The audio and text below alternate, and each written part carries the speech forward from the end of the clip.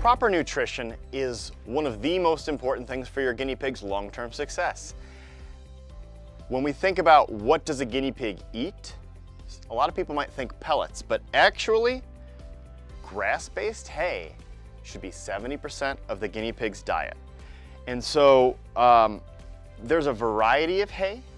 You have the most common one that we would recommend is going to be called Timothy hay. We also have meadow hay. We also have hay blends, which you have just a few different types of hay mixed in. The idea is that we're offering hay at all times. You don't just provide a little hay, you keep the hay full. So in our environments video, we talked about having a hay dispenser, a hay manger, a hay ball, a hay silo. That is very important. You don't just want to throw hay on the floor of the habitat. A lot of that hay is going to go to waste.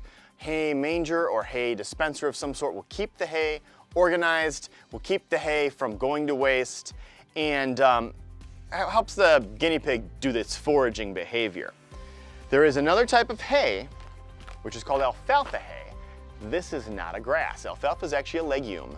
And while it's okay for baby guinea pigs, this is not something that is a big part of the guinea pig's diet because too much alfalfa can add too much calcium to the guinea pig system. So this is something that if you use it at all, should be done infrequently. So 70% of the diet should be hay, and then you have this remaining portion which is going to be your pelleted diet. It is important to note that there are blends that have all different little bits of seeds and freeze-dried veggies and goodies in there. That should not be the primary pelleted diet, because what happens is the guinea pig, just like a little kid, will pick out the bits that it likes. It'll pick out the sweet parts, it'll pick out the little marshmallows, and then it will leave the healthy stuff behind. So when we provide a uniform pelleted diet where each pellet is the same nutrition, that is going to make sure you actually meet those nutritional needs. Now, as we think about nutritional needs, there is one important thing that we need to note about guinea pigs is they do not synthesize their own vitamin C. They need it in their diet. And there are diseases that a guinea pig can develop if it becomes vitamin C deficient. Guinea pigs are candidates to develop scurvy, which that happens if you're low in vitamin C. So we recommend the vitamin C edible little treats where you're giving them a specific amount of vitamin C per treat. This is a very important thing. So we suggest all guinea pigs go home with this sort of a vitamin C supplement where you know that they're getting it because they're eating it. We do also have a liquid multivitamin supplement that has vitamin C in it. This can be added to either food or water, and this is quite concentrated. The deal is though that you definitely have to be changing this out daily if you're using it in the water, and guinea pigs don't drink that much water. Giving the vitamin C in an edible form is a better choice. We also have Timothy hay in blocks or cubes.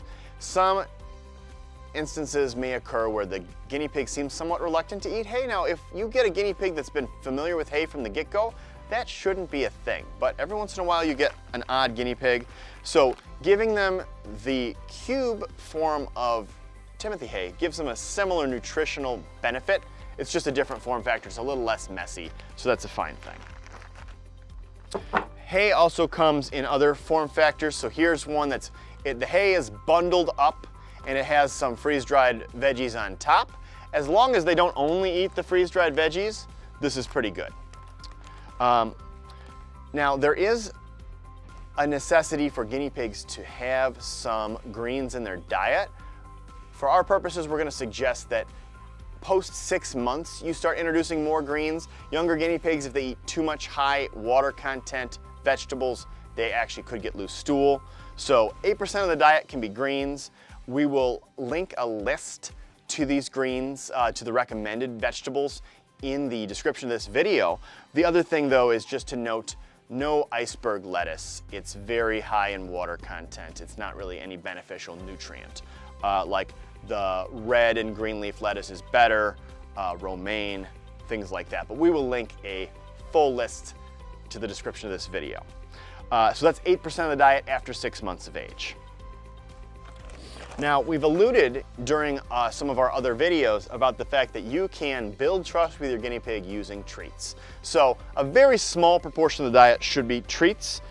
Treats come in a variety of form factors. So we have the little nibble ring treats. These are fine.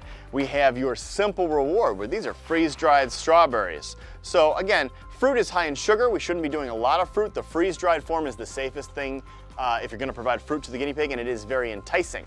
You don't have to provide a large piece, and these are fairly small pieces, and you have the ability to kind of like lead the guinea pig to you to kind of build trust with them and then give them the little reward.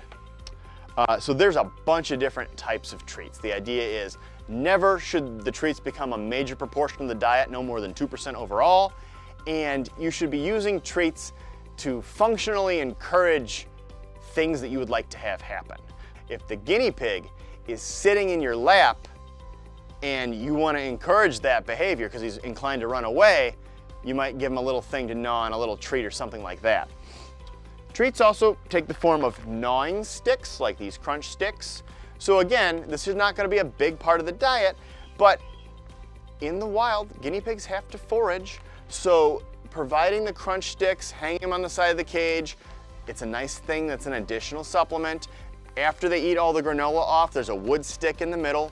Wood is something they need to functionally gnaw on to maintain their teeth, so that's a good thing as well. So this is covering the majority of the things that we would talk about in terms of the topic of guinea pig nutrition. One other thing to note, we've mentioned it a couple times, the concept of foraging.